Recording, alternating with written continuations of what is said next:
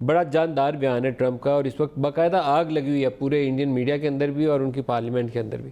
देखें, ये बड़ी खुशाइंद बात है कि ट्रंप ने ख़ुद ये कह दिया कि मोदी ने ये ऑफ़र किया कि ये मीडिएशन वो कबूल करें, क्योंकि लास्ट टाइम ओबामा एडमिनिस्ट्रेशन के इक़्तिदार के दौरान जिस वक्त उन्होंने ये कोशिश की तो पाकिस्तान को तो उस वक्त भी कोई ऐसा इशू नहीं था, और पाकिस्तान तो चाहता था कि इसका कोई इंटरनेशनल कम्युनिटी इसका कोई हल निकाले, मगर इंडिया उस वक्त जो है वो बैक कर गया। उसने कहा जी नहीं, ऐसी बात नहीं है। और अब तो प्रेसिडेंट ट्रंप ने मेंशन ही मोदी का नाम किया है। जैसे आप कह रहे हैं, मैंने भी इंडियन मीडिया के टीवी चैनल्स, इनके अखबारें मैंने देखी, आग उनको लगी हुई है, मगर कोई ऑफिशियल रिस्पांस इस वक्त तक नहीं आया है।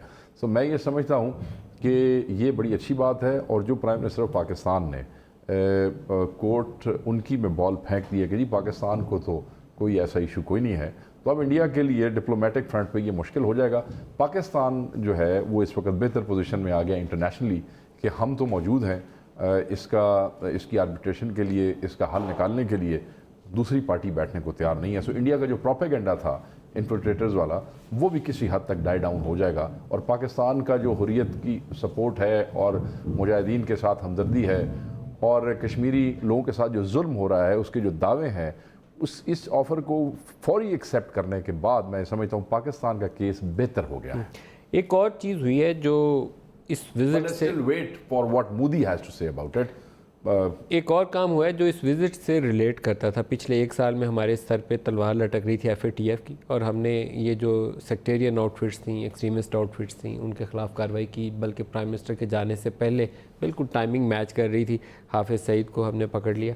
तो सम हो वो FATF के भी एक्शन हैं, IMF के प्रोग्राम का हिस्सा भी अब वो FATF की कंप्लाइंस बन गई हुई है, और अमेरिका के दिल के वो बहुत करीब है। उन्होंने जो पहले वहाँ पे उनके स्टेट डिपार्टमेंट के ऑफिशियल ने मीडिया इंटरेक्शन में अपने प्रायोरिटी एरियाज़ बताए थे, वो स्टार्ट और एंड तो अफगानिस्तान से ही होता है, घूम फिर के अफगानिस्तान है, लेकिन साथ कुछ दिल्ली के इंटरेस्ट उन्होंने डाले हुए थे, जमातुल दावा, हाफिज़ सईद, जैश ए मोहम्मद। तो हमने वो जो काम किए हैं, that also is going to help Pakistan position internationally. और साहब देखें, हाफिज़ सईद की गिरफ्तारी के बाद जो ट्रंप का एक ट्वीट है जो कि बहुत ज़्यादा जो मेंशन हो रहा है, जिसमें उसने वो नामुनासिब अल्फाज का चुनाव था। वैसे उसने तो खैर वो सारा एफर्ट तो हमारी एडमिनिस्ट्रेशन की और हमारी हुकूमत और स्टेट की थी, मगर वो उसने सारा कहा जी कि मैंने क्योंकि 2 साल ये प्रेशर जो है इनके ऊपर बरकरार रखा, तो मेरी वजह से जो है ये सारा काम मुमकिन हुआ है।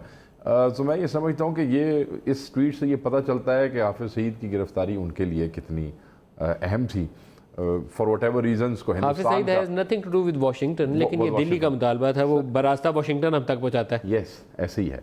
सो वो एक, और फिर यहाँ उनका गिरफ्तार हो जाना, गो के होम फ्रंट पे शायद पाकिस्तानी गवर्नमेंट के लिए मसाइल हों, स्टेट के लिए तो नहीं हो सकते, मगर मैं ये समझता हूँ कि जो ये उनका ये जो दिल्ली के जो ये मुतालबा थ्रू वाशिंगटन समझे पाकिस्तान ने ये पूरा कर दिया, उसके बाद दिल्ली बड़ी ऑकवर्ड पोजीशन में आ जाएगा जब पाकिस्तान कश्मीर पे हाँ कर देता है और दिल्ली जो है उसको कोई पोजीशन इसके ऊपर लेनी पड़ जाती है। इससे एक चीज़ ये भी जाहिर होती है कि जो बैक चैनल है, जो नॉन पेपर्स एक्सचेंज होते हैं सफारती सतह के ऊपर, तो उसमें दिल्ली उनसे कुछ अमेरिका से बोल रहा होगा, अमेरिका हमें कुछ कह रहा होगा, तो यहाँ से जवाब में भी कुछ कहा जा रहा होगा, और वो बैकडोर डिप्लोमेसी तो मलिक साहब चलती रहती है। इतने बड़े बड़े इश्यूज हैं दुनिया में, अगर बैकडोर डिप्लोमेसी ना हो तो वो जो हुकूमतों की और स्टेट्स की ईगो है, वो तो फिर कोई मसला कहीं हल ही नहीं हो सकता ना। ये तो backdoor channels are always useful and they are always being used.